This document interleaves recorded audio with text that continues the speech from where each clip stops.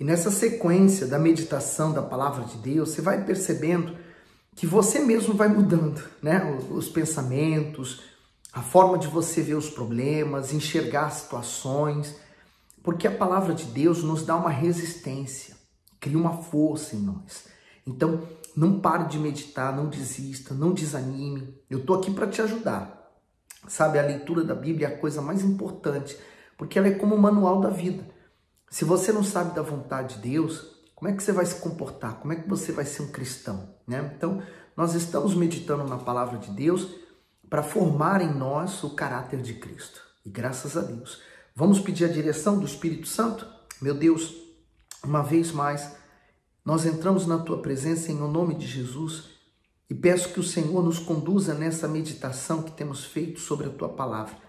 Que ela seja como chamas de fogo, dentro de nós ardendo e nos fazendo crer e manifestar essa fé. Em nome do Senhor Jesus. Amém. Então hoje, Números 17, vamos ver se a gente chega ao 18 e a gente vai meditar. Você sabe que os assuntos agora, né, têm sido bem forte, pessoas que cometeram algo errado e que está tendo que ser consertado, né? Deus punindo muitas daquelas pessoas que agiram errado. Enfim, nós estamos meditando, vamos ver o que Deus hoje tem para nós. Então, 17, versículo 1 diz assim: Então falou o Senhor a Moisés, dizendo: Fala aos filhos de Israel e toma deles uma vara para cada casa paterna de todos os seus príncipes, segundo as casas de seus pais, 12 varas, e escreverás o nome de cada um sobre a sua vara. Você lembra que se levantou então a dúvida com respeito a Arão. Arão era o sumo sacerdote. Tem um sacerdote que eram seus filhos. O sumo sacerdote hoje ele é representado por Jesus.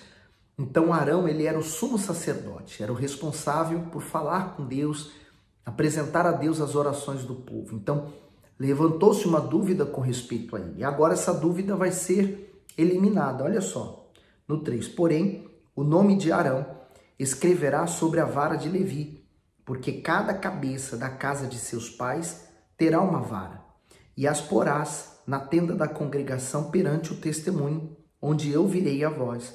Então, cada vara, né, cada cajado, estaria escrito o nome da tribo. E com respeito à tribo de Levi, que foi a tribo que Deus escolheu de todo o povo de Israel, e também Arão. Então, Levi e Arão era o nome que deveria estar naquela vara, representando então a escolha de Deus, né? Olha só, no 5. E será que a vara do homem que eu tiver escolhido florescerá? Assim farei cessar as murmurações dos filhos de Israel contra mim, com que murmuram contra vós. Falou, pois, Moisés aos filhos de Israel, e todos os seus príncipes deram-lhe cada um uma vara, para cada príncipe uma vara, segundo as casas de seus pais, 12 varas, e a vara de Arão estava sobre as deles. E Moisés pôs estas varas perante o Senhor na tenda do testemunho, quer dizer, no local onde fica a arca da aliança. Sucedeu, pois, que no dia seguinte Moisés entrou na tenda do testemunho, e eis que a vara de Arão, pela casa de Levi, florescia, porque produzira flores e brotara renovos e dera amêndoas. O comentário: vara significa autoridade, disciplina. A vara de Arão brotou flores e frutos em questão de horas.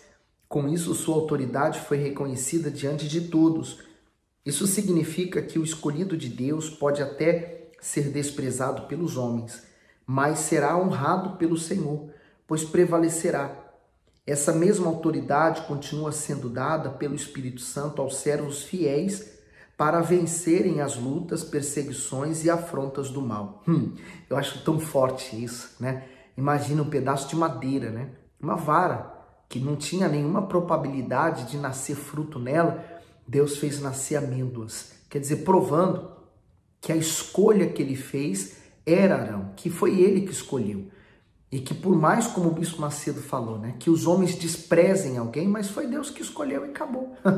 E aí diz o 9, então Moisés tirou todas as varas diante do Senhor e todos os filhos de Israel, e eles o viram e tomaram cada um a sua vara. Então o Senhor disse a Moisés: torna a pôr a vara de Arão perante o testemunho, para que se guarde por sinal para os filhos rebeldes. Assim farás acabar as suas murmurações contra mim, e não morrerão. O comentário, o bispo diz: a vara cheia de flores e frutos se tornou testemunho para Israel.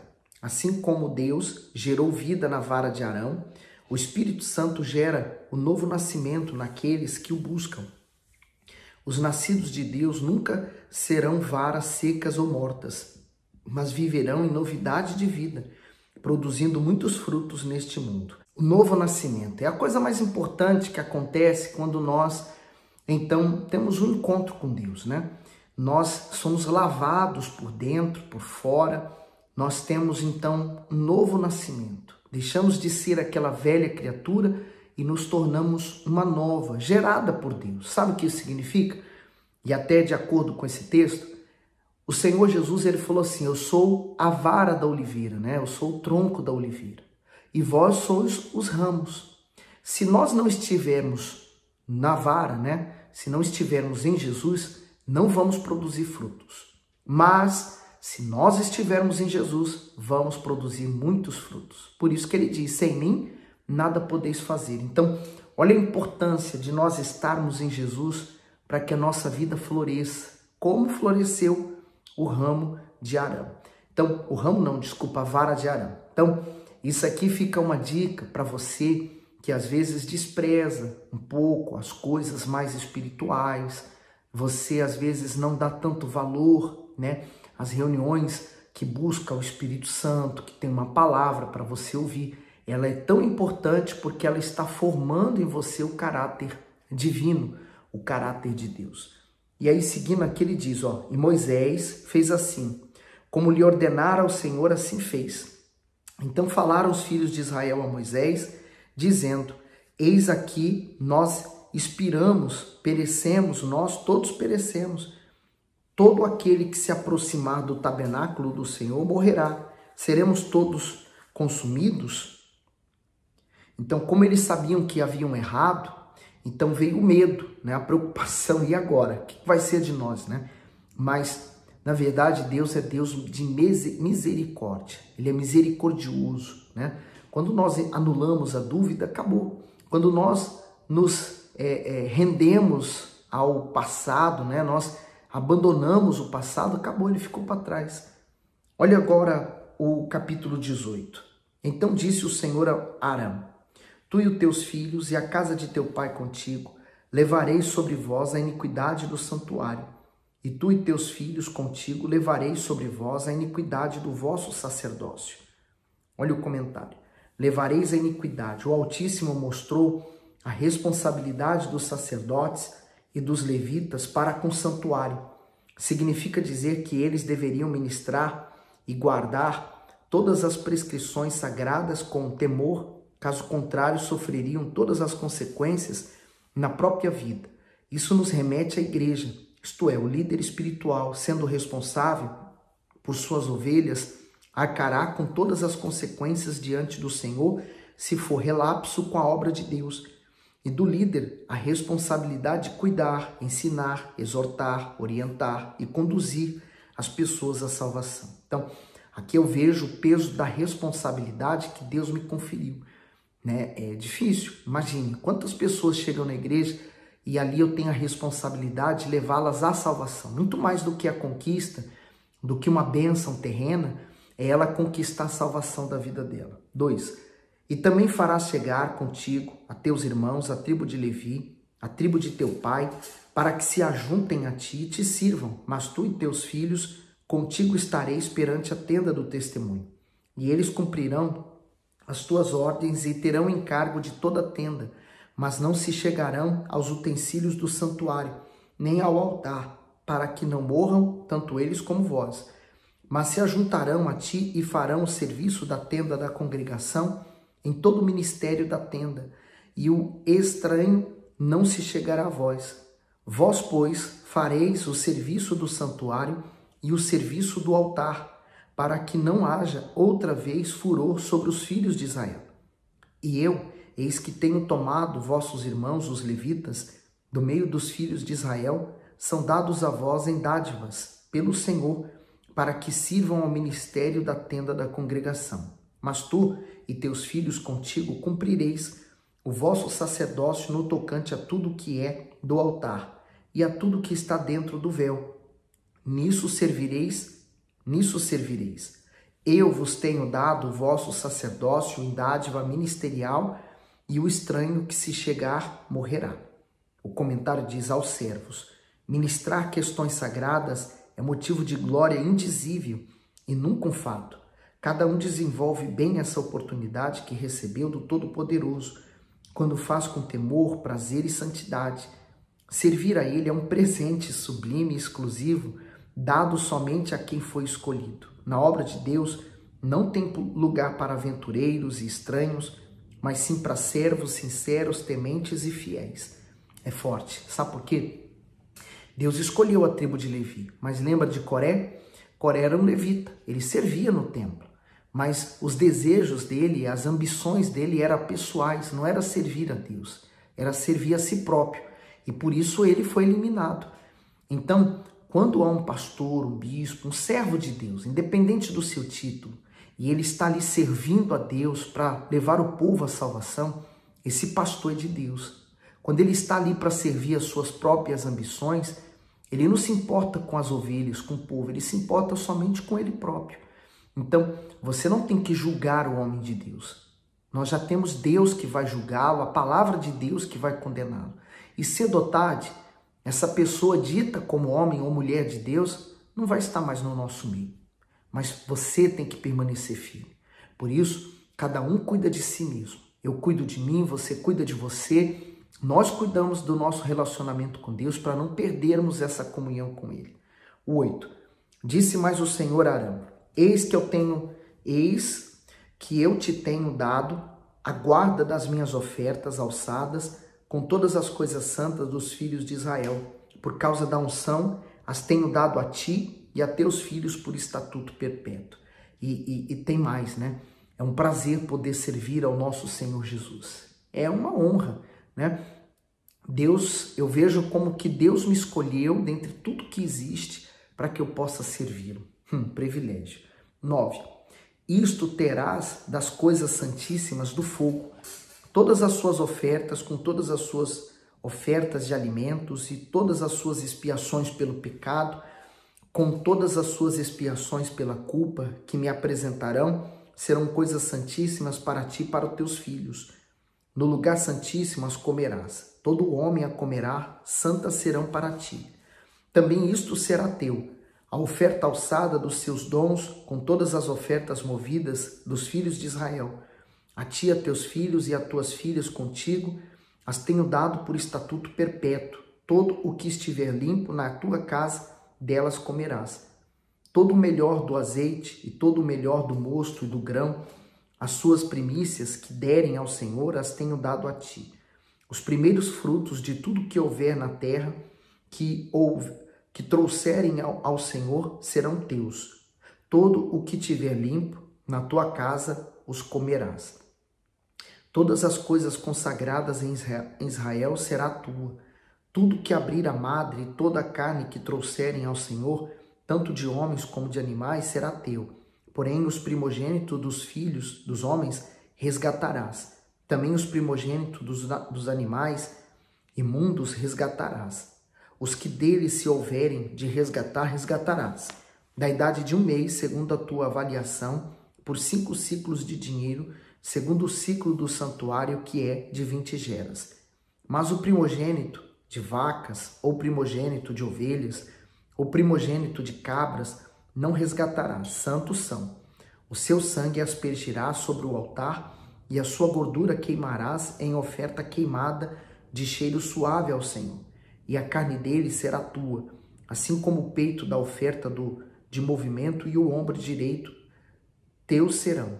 Todas as ofertas alçadas das coisas santas, que os filhos de Israel oferecerem ao Senhor, tenho dado a ti e a teus filhos e a tuas filhas contigo, por estatuto perpétuo. Aliança perpétua de sal perante o Senhor é para ti e para a tua descendência contigo.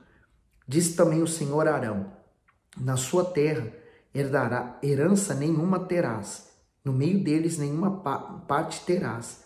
Eu sou a tua parte e a tua herança no meio dos filhos de Israel. O comentário diz assim, a herança. Outrora os levitas faziam parte de uma pequena tribo, mas com o tempo passaram a representar toda a congregação de Israel diante do Eterno. Eles foram escolhidos para entrar na presença dele e o servir, simbolizando assim o povo. No entanto, todo o privilégio vem atribuído de renúncias e deveres. A partir do chamado ministerial, não possuiriam mais herança, terras ou bens, pois o Todo-Poderoso seria a sua porção. Com isso, se deleitariam por pertencerem a ele. De semelhante modo, os nascidos de Deus não consideram seus bens como a sua fonte de alegria, segurança e força, pois sabem que usufruirão de uma herança superior e celestial. Lamentações 3:24. A minha porção é o Senhor, diz a minha alma, portanto esperarei nele. Romanos 8:17 diz, e se nós somos filhos, somos logo herdeiros também, verdadeiramente herdeiros de Deus e co-herdeiros de Cristo, se é certo que com ele padecemos, para que também com ele sejamos glorificados. Então esse era um dos privilégios que a tribo de Levi tinha, né? Qual era a herança deles? O Senhor. Há músicas hoje que falam, ele é a minha herança, né? Mas para que ele seja a sua herança, você precisa entregar tudo para ele. Você precisa, não é assim, não significa que você vai ficar sem nada, né? Pobre financeiramente, não. É você entregar seu corpo, alma e espírito para ele. Naturalmente, nada deste mundo serve para Deus, mas você coloca tudo à disposição de Deus. Se você tem riquezas, as riquezas que você possui vai ser um instrumento nas mãos de Deus para o ganho de almas. Eu garanto a você, eu garanto mesmo, não vai te faltar nada, porque você está num objetivo, numa missão santa. Então hoje todos nós podemos ser herdeiros da promessa, herdeiros de Deus, a partir do momento que entregamos, consagramos toda a nossa vida a Ele. 21. E eis que os filhos de Levi tenho dado todos os dízimos em Israel, por herança, pelo ministério que executam, o ministério da tenda da congregação. Os dízimos, né? A 10ª parte é o reconhecimento de que Ele é o Senhor da nossa vida. Então devolvemos a Deus a 10ª parte, como forma desse reconhecimento. A quem não creia, mas está escrito. Se você crê na palavra de Deus, e essa não é a palavra de homens, mas a palavra de um Deus Todo-Poderoso, você vai cumpri-lo. Diz assim, e nunca mais os filhos de Israel se chegarão à tenda da congregação, para que não levem sobre si o pecado e morram. Mas os levitas executarão o ministério da tenda da congregação, e eles levarão sobre si a sua iniquidade. Pelas vossas gerações, estatuto perpétuo será. E no meio dos filhos de Israel nenhuma herança terão, porque os dízimos dos filhos de Israel que oferecerem ao Senhor em oferta alçada, tenho dado por herança aos levitas, porquanto eu lhes disse, no meio dos filhos de Israel nenhuma herança terão.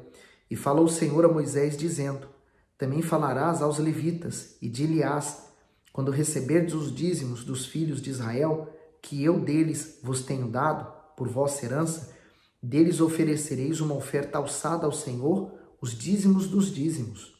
Então, por exemplo, é como nós, os pastores da Igreja Universal, o nosso sustento não vem de um trabalho fora, o nosso trabalho, nossa dedicação é total à obra de Deus, ao altar. Então, o nosso sustento vem dos dízimos e ofertas.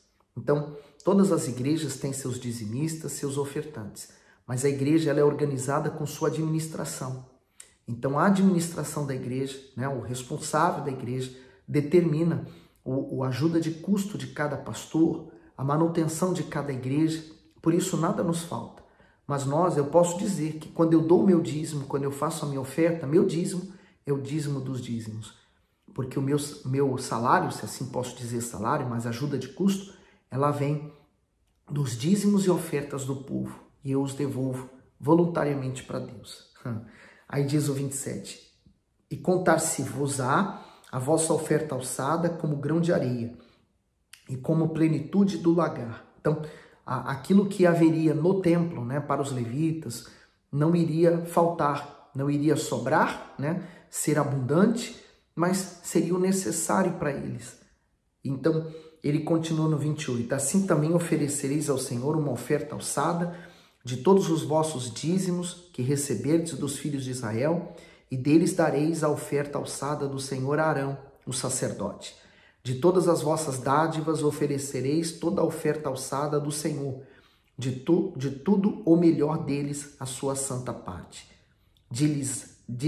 Dir-lhe-ás, pois, quando oferecerdes o melhor deles, como novidade da eira e como novidade do lagar, se contará aos levitas. E o comereis em todo lugar, vós e as vossas famílias, porque vosso galardão é pelo vosso ministério na tenda da congregação. Assim, não levareis sobre vós o pecado, quando deles oferecerdes o melhor, e não profanareis as coisas santas dos filhos de Israel, para que não morrais. E agora o comentário, né, do 26 ao 32, dízimos dos dízimos. O Senhor Deus especificou em sua palavra que providenciaria dos dízimos e das ofertas do povo o necessário para a manutenção dos filhos de Levi. E eles, do mesmo modo, as demais pessoas, deveriam ser fiéis na entrega das suas primícias. Embora os levitas devotassem toda a vida ao altar e recebessem o sustento que vinha dele, não estavam isentos de devolver os seus dízimos, o chamado dízimos dos dízimos. A prática da obediência e do sacrifício é fundamental a todos, sem exceção, para a permanência da fé. Servir o Senhor é um grande privilégio, mas poucos entendem isso. Quando você entende isso, você dedica toda a sua vida para Ele. E aí eu vou usar as palavras que o rei Davi usou. Eu nunca vi um justo ser desamparado, nem um filho de Abraão a mendigar o pão. E é de fato, quem serve ao Senhor Todo-Poderoso com seus bens, com seus dízimos, as primícias dos seus ganhos, nada lhe faltará. Como está prometido no Salmo 23. Não adianta você recitar o Salmo 23 se você não for fiel nos dízimos e nas ofertas. Não só apenas nisso, né? Aqui é um detalhe mínimo de servir a Deus, mas ser fiel nos seus compromissos, na sua palavra, no empenho que você tem, naquilo que você faz.